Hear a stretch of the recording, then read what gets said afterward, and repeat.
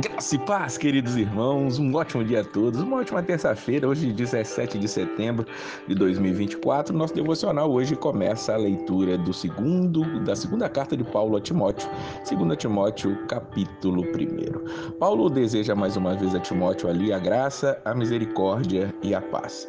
E essa, com certeza, é a última carta que nós temos registro no Novo Testamento do apóstolo Paulo. Nós vamos ver que no versículo 8 ele vai dizer que ele está dizendo que é prisioneiro de Cristo, apesar de, na verdade, ser um prisioneiro de Roma. Nós sabemos disso porque lá embaixo na carta, Paulo vai deixar isso claro para nós. Olha o que ele diz aqui no versículo de número 15. Ele vai dizer primeiro que todos os da província da Ásia abandonaram a ele cita o nome de Fígelo e de Hemórgenes ali como os que abandonaram, e vai elogiar ali Onesíforo, dizendo que o Senhor conceda misericórdia à casa dele. Por quê? Porque muitas vezes ele me reanimou e não se envergonhou por eu estar preso. Paulo está preso e ali as prisões romanas não eram como hoje, não havia todo um registro de onde se estava, tanto que ali nós vamos ver que Onesíforo ele vai procurar Paulo até poder encontrar em uma das prisões, é o que diz o versículo 17. Pelo contrário, quando chegou a Roma, Paulo está preso em Roma, nós temos essa identificação geográfica aqui nesse versículo 17, e ele diz: procurou-me diligentemente até me encontrar. Nós não podemos trazer por nossos dias o que estava acontecendo ali. Paulo está ali à beira da morte. Essa carta é uma carta de despedida, podemos chamar assim, e ele está preso em Roma. Mas para que ele fosse encontrado, foi necessário Onesíforo buscar por vários lugares. Ali, muitos tinham abandonado a Paulo. As pessoas que estavam presas naquela época, para ter algum alimento que surtisse algum efeito, um alimento que prestasse, para entendermos bem o que eu quero dizer, tinha que ser trazido por alguém, e as pessoas nem sempre estavam dispostas a enfrentar ali as autoridades romanas, dizendo que tinham algum contato, tinham alguma ligação com essa pessoa que estava presa. E ali Paulo, preso, ainda assim consegue escrever uma carta ao seu filho na fé, a Timóteo, meu amado filho, como ele vai dizer. Paulo, ali mesmo preso, ele encoraja Timóteo. É incrível como isso acontece. Paulo está preso, está a ponto de ser ali sacrificado, e ali nós vamos ver que ele está mandando uma carta para encorajar a Timóteo. Ele diz que lembra das lágrimas dele e quer muito ver Timóteo. Ele vai falar sobre a fé de Timóteo, que não era uma fé fingida, que ele recebeu tanto da sua avó Lorde quanto da sua mãe Eunice, e ele diz: eu tenho certeza que você também tem essa fé, ela habita em você, diz o versículo de número 5. E ele vai ali encorajar, exortar Timóteo a manter viva a chama do dom de Deus que está nele, mediante a imposição das mãos do próprio apóstolo Paulo. Ele vai dizer para Timóteo não se envergonhar de testemunhar ao Senhor. Ele diz: suporte comigo os sofrimentos pelo evangelho, diz o versículo de número 8. E ele vai trazer aqui uma questão doutrinária espetacular para Timóteo no versículo 9. Ele diz: nós temos que estar aqui segundo o poder de Deus, que nos salvou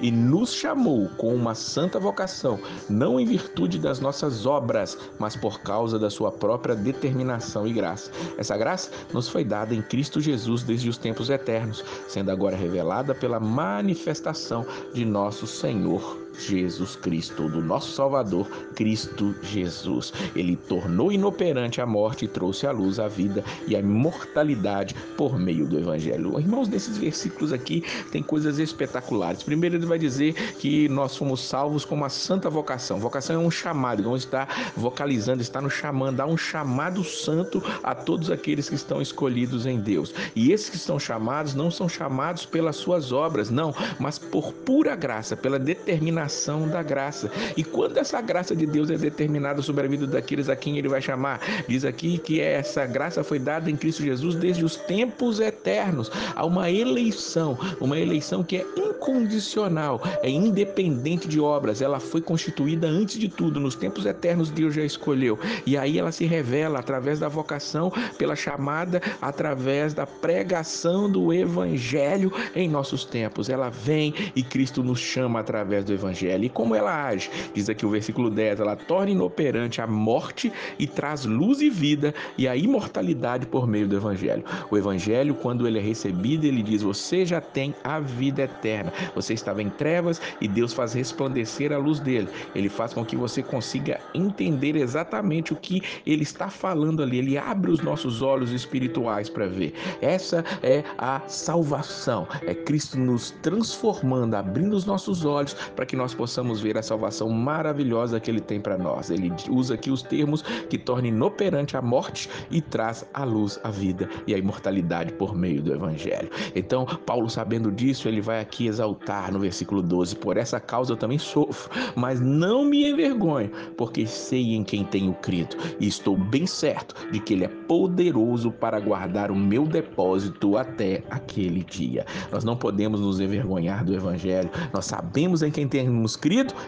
Isso é o que Paulo está dizendo. A força, a confiança, ele poder, mesmo estando preso, mesmo estando ali no corredor da morte, podendo encorajar alguém, é o que precisa estar em nós. Nós não estamos no corredor da morte. Acredito que você que está me ouvindo agora não está no corredor da morte, até porque no Brasil, nós não temos pena de morte. Talvez em algum dia uma tradução pode chegar ao corredor da morte em algum lugar que tenha essa pena, mas ainda assim, se estiver no corredor da morte e receber a Cristo Jesus, a vida ela vai triunfar sobre a morte. A vida é aquilo que Cristo tem para nós, que nós possamos saber em quem nós temos crido e como Paulo, mesmo prisioneiros, nós possamos encorajar a outros. Não é a situação da grande maioria que me ouve, mas eu tenho certeza, se você me ouvir, não está preso, encoraje o teu próximo, leve essa mensagem adiante, porque é por meio da pregação do evangelho que as trevas se tornam inoperantes e a luz é trazida à vida. Que Deus abençoe a sua vida e a paz do Senhor.